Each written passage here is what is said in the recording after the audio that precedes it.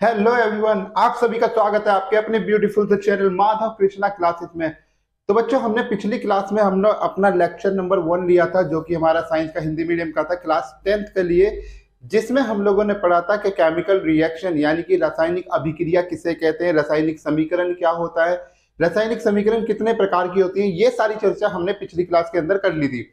आज की क्लास के अंदर हम लोग जो पढ़ने वाले हैं वो पढ़ने वाले हैं रासायनिक अभिक्रिया के प्रकार, यानी कि रासायनिक अभिक्रिया कितने प्रकार की होती हैं, कौन कौन सी रासायनिक अभिक्रिया होती है, किस तरीके से वो होती हैं, उनके बारे में चर्चा करेंगे। रियल लाइफ एप्लीकेशन भी उनकी थी, लेकिन कुछ क्या कर दी गई है, हटा दी गई। जैसे ऑक्सीडेशन एंड रिडक्शन की जो रियल लाइफ एप्लीकेशन थी, यानी कि लेंसिडिटी एंड कोरोजन की जो हमारी जो एप्लीकेशन थी वो हटा दी गई है, मतलब उसका यूज जो हो रहा था जहां पर, तो वो टॉपिक तो इस बार नहीं आ रहा। तो सिर्फ हमें इस बार क्या पढ़ना है, जितनी भी केमिकल रिएक्शन अब बच रही है, यानी कि हमारे पास में जितनी भी टाइप्स बच रहे हैं उनके, वो सारे हमें यहाँ पर स्टडी करने हैं। तो चलिए बिना टाइम को वेस्ट करते हुए चलते हैं अपनी वीडियो की तरफ को। मिलते हैं अपने वीडियो के में बाद हम में। लोगों ने रासायनिक अभिक्रिया और रासायनिक समीकरण के बारे में पढ़ लिया था। आज हम लोग पढ़ेंगे यहाँ पर रासायनिक अभिक्रिया के प्रकार। तो एक एक करके हम लोग इसकी बात कर लेते हैं। तो सबसे पहला जो रासायनिक अभिक्रिया हमारे पास में आती है उसको हम लोग कहते हैं संयोजन अभिक्रिया। ठीक है, ये क्या होती है? एक ऐसी अभिक्रिया जिसमें दो या दो से अधिक अभिकारक मिलकर एकल उत्पाद बनाते हैं। एकल उत्पाद का मतलब क्या होता है? एक उत्पाद बनाते हैं, यानी कि आपने किसी भी दो चीज़ों को मिलाया, कोई ए प्लस बी, आपके पास में कोई दो एलिमेंट हो सकते हैं या तो कोई कंपाउंड हो सकते हैं। जब आपने उनको मिलाया तो उनसे एक सिंगल कंपाउंड ए भी तैयार हुआ। ठीक है ना? तो इस अभिक्रिया को हम लोग क्या कहते हैं? संयोजन अभिक्रिया कहते हैं। जैसे हमारा एग्जाम्पल ले लेते हैं, कोयले का दहन, यानी कि कोयले का जलना जो होता है हमारा, क्या था? एक संयोजन अभिक्रिया होती है। क्योंकि हमारे पास में क्या होता है, जो कार्बन होता है, कार्बन कैसी फॉर्म में मिलता है? हमें सॉलिड फॉर्म में। अब इसको हम क्या करते हैं, एयर की प्रेजेंस में जब हम इसको जलाते हैं यानी कि बर्न करते हैं इसको, तो हमारे को क्या मिलती है? कार्बन डाइऑक्साइड गैस मिलती है। ठीक है ना? तो ऐसी अभिक्रिया जिसमें दो या दो से ज़्यादा एलिमेंट एलिमेंट यानी तत्व, दो या दो से ज़्यादा तत्व को मिलाकर एक यौगिक का निर्माण होता है, उसको हम लोग संयोजन अभिक्रिया कहते हैं। इस चीज़ को हम लोग जो है एक बार 3D की मदद से भी थोड़ा सा देख लेते हैं। ये देखिए, जैसा कि आप इस रिएक्शन के अंदर देख रहे हैं, यहाँ पर हमारे पास में, तो इस रिएक्शन में देखिए आपके पास में, ये हमारे पास में जो मॉलिक्यूल आप ग्रीन कलर में देख रहे हैं ये हमारे हाइड्रोजन के मॉलिक्यूल है। ठीक है ना? और ये जो आप देख रहे हैं ये हमारे पास में कहते हैं क्लोरीन के मॉलिक्यूल है। अब देखिए, जैसे ही मैं इसको क्लिक करूंगा, देखिए ये देखिए, ये दोनों मिलकर हमारे पास में क्या बना रहे हैं? हाइड्रोजन क्लोराइड के दो मॉलिक्यूल बना रहे हैं। ठीक है ना? ये ग्रीन वाला हमारा हाइड्रोजन गैस है और ये जो ब्राउन कलर में हमारे पास में ये क्या है? Chlorine gas. जब ये दोनों आपस में मिल रहे हैं तो मिलने पर हमें क्या बना रहे हैं? हाइड्रोजन क्लोराइड के दो मॉलिक्यूल बनाकर दे रहे हैं। तो ये जो सिंथेसिस की अभिक्रिया होती है इसी को हम लोग क्या कह देते हैं? अपनी संयोजन अभिक्रिया कह देते हैं। ठीक है ना? जल का निर्माण होना भी यही अभिक्रिया हमारे पास में। जैसे हमारे पास यहाँ पे देखिए हाइड्रोजन गैस दे रखी है, तो हाइड्रोजन गैस जब ऑक्सीजन से रिएक्ट करेगी तो हमारे को क्या देगी? वाटर बना कर देगी। इसी प्रकार से जब हम लोग अपना कैल्शियम ऑक्साइड को हाइड्रोजन कैल्शियम ऑक्साइड में जब वाटर मिलाते हैं तो हमें क्या मिलता है? कैल्शियम हाइड्रोक्साइड मिलता है, जो कि एक्वा सॉल्यूशन होता है। देखिए, मैंने इसकी भी रिएक्शन जो है, आपके जल का निर्माण कैसे होता है उसकी रिएक्शन भी मैंने कर रखी है, तो इसको भी हम 3D में एक बार देख लेते हैं। तो देखिए, जैसे आप लोग देख रहे हैं यहाँ पर, ये जो हमारे पास मॉलिक्यूल दे रखे हैं ये वाइट कलर के, मैं एक सेकंड रुकिए, आप ये जो मॉलिक्यूल देख रहे हैं ये वाले मॉलिक्यूल हमारे किसके हैं? हाइड्रोजन गैस के हैं। और ये जो रेड कलर में आप यहाँ पर देख रहे हैं ये हमारे मॉलिक्यूल किसके हैं? हमारे ऑक्सीजन गैस के हैं। जैसे ही हमारे पास में क्या होगा, मैं इसको रन कराऊंगा, तो देखिए हमारे पास में हाइड्रोजन जाकर हमारे किससे कनेक्ट हो गया? ऑक्सीजन के साथ कनेक्ट हो गया। ठीक है ना? दो हाइड्रोजन हमारे किससे कनेक्ट हो गए? एक ऑक्सीजन से कनेक्ट होते हैं और हमारा क्या बन जाता है?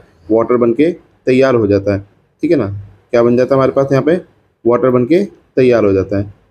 ठीक है? तो आप लोगों को आई होप समझ में आया होगा कि हमारे पास में संयोजन अभिक्रिया किसको कहते हैं। चलिए नेक्स्ट हम लोग बात कर लेते हैं ऊष्माक्षेपी अभिक्रिया क्या होती है। ठीक है ना? देखिए, वर्ड को थोड़ा सा ध्यान रखेंगे क्योंकि इनसे ही हमारे पास में क्या होता है? अच्छे तरीके से डिफाइन हो पाता है। देखिए, ऊष्माक्षेपी का मतलब होता है जो ऊष्मा को क्या करे? बाहर निकाले। ऊष्मा मतलब क्या होती है? हीट एनर्जी, यानी कि ऊष्मा को बाहर निकालने की जो अभिक्रिया होती है उसी को हम लोग क्या कहते हैं? ऊष्माक्षेपी अभिक्रिया कहते हैं। ठीक है ना? जिन अभिक्रियाओं में उत्पाद के निर्माण के साथ साथ ऊष्मा का भी उत्सर्जन होता है, उत्सर्जन मतलब बाहर निकलना, ठीक है ना? उत्सर्जन होता है, ऐसी अभिक्रियाओं को हम लोग कहते हैं ऊष्माक्षेपी अभिक्रिया। जैसे प्राकृतिक गैस का दहन, हमारे पास में क्या है कि प्राकृतिक गैस में यानी मीथेन गैस, आपको लोग मीथेन गैस अगर बनाना चाहते हैं तो गोबर गैस जो हम लोग बनाते हैं, आपने गोबर गैस प्लांट के बारे में सुना होगा, ठीक है ना, बायोगैस प्लांट इसे को लोग कहते हैं। तो गोबर गैस का जो प्लांट हमारा लगा होता है उसमें क्या होती है, हमारी मीथेन गैस ही बनती है, और वही मीथेन गैस आपकी क्या करी जाती है, आपकी बर्न करने में मदद करती है। यानी कि हम लोग जो घर में एलपीजी वगैरह भी इस्तेमाल करते हैं वो भी इसी का एक एग्जाम्पल रहता है। तो जब भी हम लोग क्या करते हैं, किसी भी मीथेन गैस को यानी प्राकृतिक गैस को ऑक्सीजन की प्रेजेंस में जलाते हैं तो हमें क्या क्या मिलता है, एक तो कार्बन डाइऑक्साइड मिलता है, साथ में वाटर प्लस बहुत सारी ऊष्मा मिलती है। जैसे कि देखिए इस एग्जाम्पल में यहाँ पर मैंने दिखा रखा है, ठीक है ना, ये जो एग्जाम्पल हमने दिखा रखा है ये बिल्कुल यही एग्जाम्पल है। इसको थोड़ा सा देखिए दिखाता हूँ मैं आप लोगों को। ये देखिए जैसे ये जल रही है तो जलने पे देखिए बहुत सारी हीट इसमें से बाहर निकल रही है, ठीक है ना, और साथ में क्या हो रहा है, देखिए कार्बन डाइऑक्साइड की गैस जो वाइट वाइट कलर की आप देख रहे हैं यहाँ पर, ये वाइट वाइट कलर की आपको दिखाई पड़ रही है, एक्चुअली ये क्या है, कार्बन डाइऑक्साइड गैस है। साथ में क्या हो रहा है, हमारे पास में बहुत सारी हीट बाहर निकल रही है। अब जब ये गल के पूरी हो जाएगा तो यहाँ पे देखिए ये छोटे छोटे से पार्टिकल आपको जो दिखाई पड़ रहे हैं यहाँ पर, ये कॉर्नर पे यहाँ पर क्या है, थोड़ा सा वाटर मॉलिक्यूल भी आपको देखने के लिए मिल जाएंगे। तो जब भी क्या होता है हमारे पास में कोई भी ऊष्मा क्षेपीय अभिक्रिया होती है तो उसमें हमारे पास में कार्बन डाइऑक्साइड गैस बनती है, वाटर बनता है, साथ में बहुत सारी ऊष्मा भी बाहर निकलती है। हमारा श्वास लेना यानी कि हमारी रेस्पिरेशन की जो प्रोसेस होती है, हमारी श्वसन प्रक्रिया जो होती है वो भी क्या है, एक ऊष्मा क्षेपीय अभिक्रिया है, ठीक है ना। तो उसमें क्या होता है कि हमारा जो फूड होता है यानी कि हमारे शरीर के अंदर जो फूड है, फूड क्या होता है हमारा बर्न होता है, यानी कि हमने जब खाना वाना जो भी खाया होता है तो वो हमारा क्या होता है, ऑक्सीजन की प्रेजेंस में जैसे ही हम सांस लेते हैं तो वो अंदर जाके क्या होता है, बर्न होता है। बर्न होने के बाद में हमारे शरीर से क्या निकलती है, जब हम सांस छोड़ते हैं तो कार्बन डाइऑक्साइड गैस बाहर निकलती है। साथ में क्या होता है, अंदर हमारे पास में वाटर बनता है और साथ में एनर्जी बहुत सारी मिलती है जिसकी वजह से हम लोग काम वाम कर पाते हैं। यानी कि हम लोग काम अगर कुछ कर पा रहे हैं तो वो करने का कारण क्या है, हमारे पास में हमारी ऊष्माक्षेपी अभिक्रिया। अगर हमारे शरीर में ऊष्माक्षेपी अभिक्रिया ना हो तो हमारा शरीर में जो है एनर्जी काम ही नहीं कर पाएगी, अगर ऊष्मक्षेपीय अभिक्रिया ना हो। तो ऊष्मक्षेपीय अभिक्रिया हमारे लिए बहुत ज़्यादा जरूरी होती है।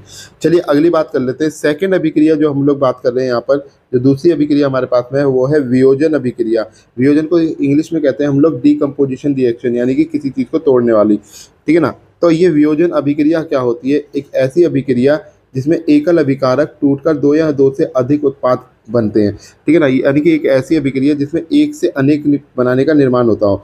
जैसे मान लीजिए कोई एक मेरे पास में अभिकारक यहाँ पर दे रखा है, कोई भी हो सकता है, ठीक है ना। अब उसको जब हमने क्या करा, ब्रेक करा, तो ब्रेक करने पर हमें क्या हुए, दो या दो से ज़्यादा अभिकारक उत्पाद देखने के लिए मिले। अब ये ब्रेकिंग किसी भी तरीके से हो सकती है। ब्रेकिंग होने के कई सारे कारण हो सकते हैं। हो सकता है कि ये हीट की वजह से हुआ, यानी कि आपके क्या हो, ताप की वजह से हो, या ये भी हो सकता है कि ये इलेक्ट्रिसिटी पास करने की वजह से हो, यानी कि विद्युत की वजह से, या तीसरा कारण जो इसका हो सकता है वो आपकी सनलाइट भी हो सकती है, ठीक है ना। तो किसी भी कारण से, सूर्य की रोशनी, ठीक है ना, तो किसी भी कारण से हमारे पास में क्या हो सकती है, हमारी जो वियोजन अभिक्रिया की जा सकती है। तो एक एक करके हम इसके बारे में समझ लेंगे थोड़ा सा कि किस तरीके से हमारी वियोजन अभिक्रिया होती है, ठीक है ना। तो ये बात ध्यान रखेंगे कि वियोजन अभिक्रिया में एक अभिकारक अनेकों उत्पाद में टूट जाता है, यानी कि दो या दो से ज़्यादा जो उत्पाद बनेंगे वो बहुत सारे होंगे, यानी, ठीक है ना। तो इस बात का थोड़ा सा ध्यान रखेंगे कि एक अभिकारक कितने में टूट रहा है, यहाँ पे दो या दो से अधिक उत्पाद में टूट जाता है, ठीक है ना। सबसे पहले हमारे पास यहाँ पर आता है ऊष्मीय वियोजन। सबसे पहले क्या आता है, ऊष्मीय वियोजन। इसको इंग्लिश में कहते हैं हम लोग थर्मल एनर्जी, ठीक है ना। इंग्लिश में क्या कहते हैं हम इसको, थर्मल एनर्जी। तो अब ये थर्मल एनर्जी क्या है, यानी कि एक ऐसी अभिक्रिया जिसमें ऊष्मा के द्वारा वियोजन अभिक्रिया की जाती है, यानी कि किसी भी पार्टिकल को तोड़ने के लिए जिस अभिक्रिया में हमें ऊष्मा यानी कि हीट की ज़रूरत पड़ती है, उस अभिक्रिया को हम लोग क्या कहते हैं, थर्मल डिकम्पोजिशन या फिर थर्मल एनर्जी डिकम्पोजिशन भी कहते हैं। थर्मल एनर्जी डिकम्पोजिशन, ठीक है ना, क्योंकि हम यहाँ पे जो कर रहे हैं ये किसकी वजह से कर रहे हैं, कि थर्मल एनर्जी की वजह से तोड़ रहे हैं। जैसे हमारे पास में एग्जांपल अगर हम लोग बात करें कि जो फेरस सल्फेट है, हमने क्या लिया, एक फेरस सल्फेट लिया। फेरस सल्फेट जो होता है वो हरा रंग का होता है, ठीक है ना। फेरस सल्फेट कैसा होता है, हमारा हरे रंग का होता है। जैसे ही हम लोग क्या करते हैं, इसको हीट अप करते हैं, ठीक है ना। जैसे हमने इसको क्या करा, आप ऊष्मा लिख सकते हैं पूरा वर्ड, या फिर ये हीट का सिंबल बना सकते हैं, ठीक है ना। जैसे हम इसको हीट करते हैं तो हमें क्या मिलता है, एक तो मिलता है फेरस ऑक्साइड, साथ में sulphur dioxide and sulphur trioxide gas भी है यहाँ पे रिलीज होती है। तो ये जो फेरिक ऑक्साइड है हमारे पास में, फेरिक ऑक्साइड कैसे बन जाता है, हमारा भूरे लाल रंग का हो जाता है, भूरा लाल रंग का बन जाता है, ठीक है ना। इसी प्रकार से जब हम कैल्शियम कार्बोनेट की बात करें, कैल्शियम कार्बोनेट को क्या कहते हैं हम, चूना पत्थर भी कहते हैं। इसको इंग्लिश में कहा जाता है लाइम स्टोन, ठीक है ना। इंग्लिश में हम लोग क्या कहते हैं इसको, लाइम स्टोन। लाइम स्टोन को भी जब आप क्या करेंगे, हीट करेंगे, लाइम स्टोन को क्या करेंगे, जब आप हीट करेंगे तो हीट करने पर आपको क्या मिलेगा, कैल्शियम ऑक्साइड मिलेगा, साथ में कार्बन डाइऑक्साइड भी रिलीज होगी। ठीक है ना। जो कैल्शियम ऑक्साइड है इसको कहा जाता है हमारा बिना बुझा चूना, या फिर इंग्लिश में हम लोग इस कैल्शियम ऑक्साइड को कहते हैं क्विक लाइम। ठीक है ना। तो ये नाम आप लोग याद रखेंगे। अगर आपको हिंदी में कई बार क्या होता है, आपके एमसीक्यू के अंदर ऐसे क्वेश्चन आ जाते हैं, आपका डायरेक्ट फार्मूला दे दिया जाता है, आपसे पूछ लेते हैं कि बताइए इसका जनरल नेम क्या होगा, या आपको क्विक लाइम वगैरह दे दिया जाएगा और उसको कहेगा कि उसका फार्मूला बताइए कि उसका फार्मूला क्या होता है। तो आप लोग याद रखिएगा, चूना पत्थर को यानी कि लाइमस्टोन कहा जाता है, बिना बुझा चूने को क्विक लाइम कहा जाता है। ठीक है ना। तो इन नामों को आप याद रखेंगे। जब लेड नाइट्रेट रिएक्ट करता है, हमारे लेड नाइट्रेट को हम लोग क्या करते हैं, हीट प्रोवाइड कराते हैं, अपनी हीट देते हैं, तो वो लेड ऑक्साइड और आपका नाइट्रोजन गैस, नाइट्रोजन डाइऑक्साइड कह सकते हैं आप, नाइट्रोजन डाइऑक्साइड और ऑक्सीजन गैस में क्या होता है, ये ब्रेक हो जाता है। यानी कि यहाँ पे आप देख रहे हो कि एक अभिकारक कितने प्रोडक्ट में टूट रहा है, 1 2 3, 3 प्रोडक्ट में यहाँ पर क्या हो गया, ब्रेक हो गया। तो ऐसी अभिक्रिया जिसमें ऊर्जा की आवश्यकता होती है, यानी कि ऊष्मा की आवश्यकता होती है अपनी अभिक्रिया को करने के लिए, वो सारी अभिक्रिया हमारी क्या कहलाती हैं, यहाँ पर हमारी ऊष्मीय वियोजन कहलाता है। दूसरा हम लोग यहाँ पे बात कर लेते हैं विद्युत वियोजन की। ठीक है ना। दूसरा क्या है हमारा, विद्युत वियोजन, यानी कि विद्युत धारा प्रवाहित कर होने वाला वियोजन, यानी कि विद्युत धारा की वजह से होने वाला वियोजन हमारा क्या कहलाता है, वैद्युत वियोजन कहलाता है। जैसे हमारे पास में एग्जांपल हम लोग ले लेते हैं यहाँ पर, कि हमने क्या ले रखा है, यहाँ पे वाटर लिया। मान लो आपने क्या करा, किसी कंटेनर के अंदर लिया वाटर। ठीक है ना, वाटर ले लिया। अब वाटर लेने के बाद में यहाँ पे हमने क्या कर दिया, ये वाटर भर दिया। अब इसमें क्या करें, हमने लगा दिया इसके अंदर 2 इलेक्ट्रोड। ठीक है ना, हमने क्या लगा दिया इसके अंदर, 2 लगा दिए इलेक्ट्रोड। ठीक है, और साथ में यहाँ पे लगा दी कोई सप्लाई मतलब कोई भी बैटरी आपने लगा दी। ठीक है ना। तो यहाँ पे मान के चलिए, एक तरफ तो हमारे पास में क्या होगा, एनोड, और एक तरफ हमारे पास क्या होगा, कैथोड। ठीक है ना। एक तरफ हमारे पास क्या होगा, एनोड होगा, एक तरफ हमारे पास क्या होगा, कैथोड होगा। ठीक है ना। अब हमारे पास में क्या है, जैसे ही हम लोग क्या करेंगे, इलेक्ट्रिसिटी को पास करेंगे, तो इलेक्ट्रिसिटी पास करने पर हमारे पास क्या होगा, जो ये वाटर है H2O हमारा, ये क्या होगा, ब्रेक होना शुरू हो जाएगा। किस मॉलिक्यूल में, OH नेगेटिव और H पॉजिटिव मॉलिक्यूल के अंदर ब्रेक होना शुरू हो जाएगा। दूसरा तरीका क्या है इसका ब्रेक होने का, कि ये हाइड्रोजन गैस और ऑक्सीजन गैस में ब्रेक होना शुरू हो जाएगा। ठीक है ना। हाइड्रोजन गैस और ऑक्सीजन गैस में जो है टूटना शुरू हो जाएगा। तो ऐसी अभिक्रिया जिसमें डिकम्पोजिशन, यानी कि हमारा वियोजन विद्युत धारा देने की वजह से होता है, उस अभिक्रिया को हम लोग यहाँ पर कहते हैं वैद्युत वियोजन। ठीक है ना। ऐसे को हम क्या कहते हैं, वैद्युत वियोजन, जो कि आप इस एग्जाम्पल में देख रहे हैं। यहाँ पर देखिए हमारे पास में क्या है, हमारे पास यहाँ पे वाटर भरा हुआ है, हमने साथ में क्या करा, 2 इलेक्ट्रोड लगा दिए, एक कैथोड और एक एनोड, और उसको बैटरी से कनेक्ट कर दिया। जैसे ही हमने करंट इसके अंदर पास करा, ठीक है ना, करंट पास करने पर जो हमारे वाटर मॉलिक्यूल हैं, अब यहाँ पे देख रहे हो वाटर मॉलिक्यूल ब्रेक होने शुरू हो गए हैं। तो इस वाली जो हमारे पास में कैथोड वाली है, कैथोड के पास क्या डिपॉजिट हो गया, हमारा हाइड्रोजन गैस, और एनोड वाली पे हमारी क्या हो गई, ऑक्सीजन गैस। ठीक है ना। कैथोड पर क्या डिपॉजिट हो गई, हाइड्रोजन गैस, और एनोड पर क्या हो गई, हमारे पास में ऑक्सीजन गैस डिपॉजिट हो गई। ठीक है। कभी कभार क्वेश्चन पूछ लेते हैं कि इन डिकम्पोजिशन रिएक्शन, यानी कि हमारी वियोजन अभिक्रिया जब विद्युत धारा के द्वारा की जाती है, तो उस दौरान हमारे पास में वाटर किन 2 पार्टिकल में ब्रेक होता है, तो आप याद रखेंगे हाइड्रोजन और ऑक्सीजन गैस के अंदर टूटता है। तीसरा हमारे पास में है यहाँ पर प्रकाशीय वियोजन। अब ये प्रकाशीय वियोजन किसे कहा जाता है, कि जब कोई भी वियोजन अभिक्रिया सूर्य के प्रकाश की उपस्थिति में होती है, उस वियोजन अभिक्रिया को हम लोग कहते हैं प्रकाशीय वियोजन। ठीक है ना। यानी कि जैसे हमारा सिल्वर क्लोराइड है, ठीक है ना, सिल्वर क्लोराइड को हम लोग क्या करेंगे, जब सूर्य के प्रकाश में रखेंगे तो वो सिल्वर प्लस क्लोराइड बनाएगा। ठीक है ना। ऐसे ही हमारा सिल्वर ब्रोमाइड जो है, ठीक है ना, ये क्या हमारे पास में सिल्वर ब्रोमाइड। ठीक है ना। सिल्वर ब्रोमाइड को जब आप प्रकाश में रखेंगे, सूर्य के प्रकाश में रखेंगे, तो ये क्या बनाएगा हमारे पास में, एक तो सिल्वर बनाएगा, साथ में हमारे पास क्या बनाएगा, ब्रोमाइड। ये दोनों क्या हो जाएंगे, ब्रेक हो जाएंगे। अब ये दोनों हमारे लिए किस लिए इस्तेमाल करे जाते हैं, ये करे जाते हैं हमारा ब्लैक एंड वाइट फोटोग्राफी जो होती है हमारी, ब्लैक एंड वाइट फोटोग्राफी, उसके लिए हम लोग इसका क्या करते हैं, पूर्ण रूप से इस्तेमाल करते हैं। ठीक है ना। ब्लैक एंड वाइट फोटोग्राफी के लिए हमारा जो है इस प्रक्रिया का, यानी प्रकाशीय वियोजन का प्रयोग किया जाता है। अब एक बात याद रखेंगे कि वियोजन अभिक्रियाएं अधिकतर ऊष्मा शोषी प्रकृति की होती हैं, यानी कि ये ऊष्मा को अवशोषित करने वाली होती हैं। ठीक है ना। इन अभिक्रियाओं में ऊर्जा सामान्यतः ऊष्मा, प्रकाश या विद्युत के रूप में अवशोषित होती है। ठीक है ना। तो आप लोगों को याद रखना है कि ये किस तरीके की अभिक्रियाएं ऊष्मा शोषी, यानी कि ये, इसको अगर मैं इंग्लिश में बताऊं, क्योंकि कुछ बच्चे होंगे जिनको इंग्लिश हिंदी दोनों में समझ में आ जाता है, तो उनके लिए भी बात कर लेता हूँ। तो ये हमारी कैसी है, एंडोथर्मिक रिएक्शन है। कैसी है ये हमारी, एंडोथर्मिक रिएक्शन है। ठीक है ना। तो ध्यान रखेंगे, ऊष्मा को अवशोषित करने वाली ऊष्मशोषी, हम लोग बात कर रहे हैं ना ऊष्मशोषी अभिक्रिया, तो ऊष्मशोषी कौन सी होती है? एंडोथर्मिक रिएक्शन है। तो याद रखना, हमारे पास में प्रकाशीय वियोजन हो, या हमारे पास में वैद्युत वियोजन की बात हो, या हमारे पास में ऊष्मीय वियोजन की बात हो, तीनों ही केस में हम लोग ये याद रखेंगे कि ये हमारी कैसी है? एंडोथर्मिक रिएक्शन है या ऊष्मशोषी अभिक्रिया है। ठीक है ना। चलिए अगला बात कर लेते हैं, अब आगे बात कर लेते हैं। तो मैंने ये आपको बताई दिया कि सिल्वर क्लोराइड सोने के प्रकाश की उपस्थिति में धूसर रंग में बदल जाता है, यानी कि हमारा क्या होता था? फेड कलर में हो जाता है। इस अभिक्रिया का उपयोग शाम श्वेत फोटोग्राफी, यानी कि अभी मैंने बताया ना ब्लैक एंड व्हाइट फोटोग्राफी के अंदर हम लोग इसका इस्तेमाल करते हैं। आगे हमारे पास में ऊष्मशोषी अभिक्रिया कौन सी होती है? तो देखिए, ऐसी अभिक्रिया जिसमें अभिकारक को तोड़ने के लिए ऊष्मा को अवशोषित किया जाता है। ठीक है ना। ऐसी अभिक्रिया जिसमें क्या हो रहा है? हमारे किसी भी अभिकारक को तोड़ने के लिए ऊष्मा को अवशोषित किया जाता है, ऊष्मा प्रकाश या फिर आपकी विद्युत को अवशोषित किया जाता है, वह सारी अभिक्रिया हमारी क्या होती है? ऊष्मशोषी अभिक्रिया होती है। ऊपर मैंने इसके सारे एग्जाम्पल आपको दिखाई दिए। ठीक है ना। वैद्युत से भी दिखा दिया, प्रकाश से भी दिखा दिया, कहाँ कहाँ का इस्तेमाल हो रहा है, ये सब हमने यहाँ पर बात कर ली है। अगली हम लोग बात कर लेते हैं यहाँ पर विस्थापन अभिक्रिया क्या होती है। ठीक है ना। अगला हमारे पास में क्या है? विस्थापन अभिक्रिया क्या होती है। ठीक है ना। तो देखिए, विस्थापन का पहले वर्ड समझ लीजिए। इसको कहते हैं हम लोग इंग्लिश में डिस्प्लेसमेंट। ठीक है ना। इंग्लिश में क्या कहते हैं इसको? डिस्प्लेसमेंट। अब ये डिस्प्लेसमेंट रिएक्शन की बात कर रहे हैं। देखो, डिस्प्लेसमेंट का मतलब क्या होता है? किसी को निकाल कर उसकी जगह ले लेना। ठीक है ना। डिस्प्लेस करना मतलब निकाल कर दूसरे को उसकी जगह देना, दूसरे को बैठाना, ऐसे आप समझ सकते हैं अच्छे तरीके से। तो विस्थापन क्या होता है? एक को हटा दिया, उसकी जगह दूसरा आके कोई बैठ गया, इसको विस्थापन अभिक्रिया कहते हैं। जैसे एक एग्जांपल समझ लेते हैं, पहले इसकी डेफिनेशन देख लीजिए। इन अभिक्रियाओं में अधिक क्रियाशील, यानी कि जो बहुत एक्टिव होंगे, अधिक क्रियाशील तत्व कम क्रियाशील तत्व को उसके यौगिक से विस्थापित कर देते हैं। ठीक है ना। जो अधिक, यानी कि जो हाईली रिएक्टिव होगा, अधिक क्रियाशील का मतलब क्या है यहाँ पर? Highly reactive. जो हाईली रिएक्टिव एलिमेंट होंगे, ठीक है ना, वो लो रिएक्टिव एलिमेंट को रिप्लेस कर देंगे और खुद जाकर उसकी जगह पर बैठ जाएंगे।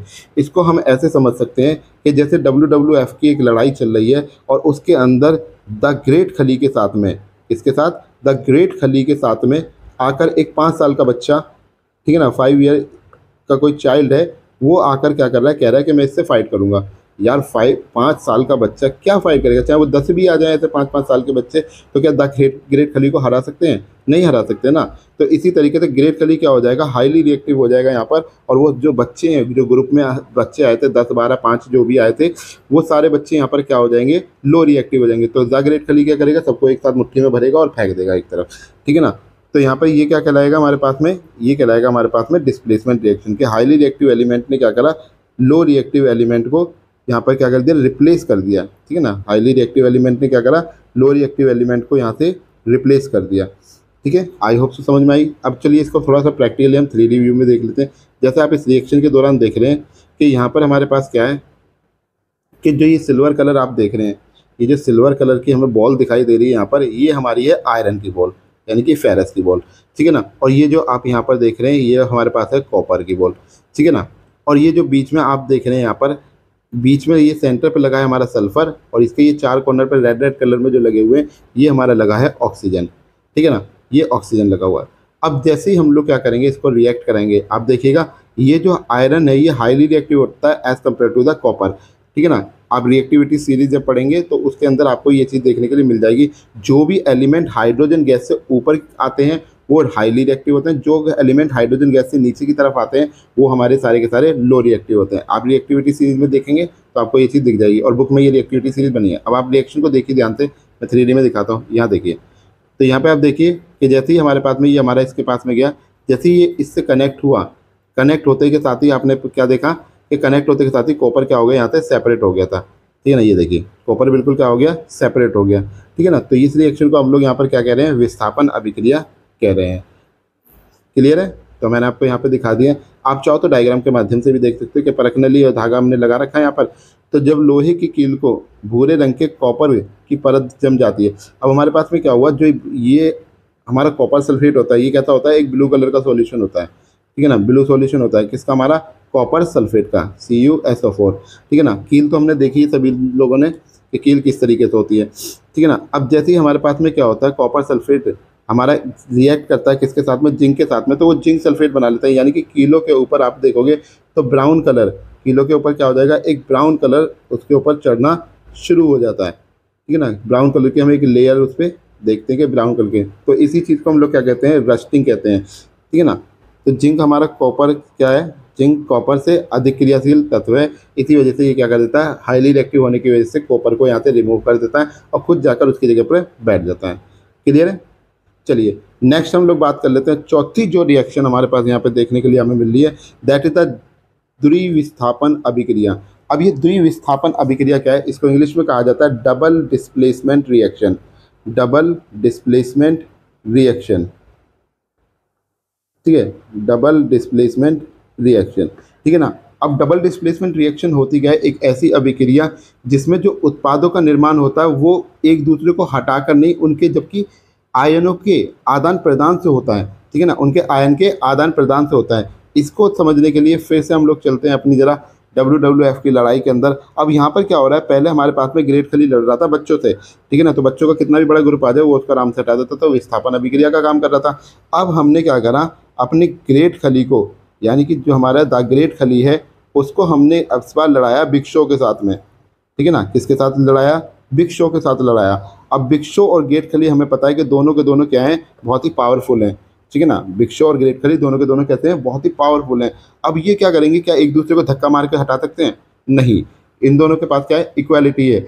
अब यहाँ पर ये क्या करेंगे, एक दूसरे से कुछ क्या करेंगे, समझौता सा करेंगे कि भाई तू पहले मेरी जगह पे आ जा, फिर मैं तेरी जगह पे आ जाऊँगा, तो इस तरीके का एक समझौता करेंगे यहाँ पर, ठीक है ना। तो द्विविस्थापन अभिक्रिया में यही बात होती है कि जब भी कोई अभिक्रिया होती है तो उसमें उत्पादों का जो निर्माण होता है वो दो यौगिकों के बीच के आयनों के आदान प्रदान से होता है, ठीक है ना। वो अपने आयन्स को क्या कर देते हैं, एक दूसरे में को ट्रांसफ़र कर देते हैं, ठीक है। जैसे हमारे पास में पहली रिएक्शन हमें दे रखी है कि जो सोडियम सल्फेट है हमारा, उसको हमने रिएक्ट कराया बैरियम क्लोराइड से, ठीक है ना। सोडियम सल्फेट को हमने किससे रिएक्ट कराया, बैरियम क्लोराइड से।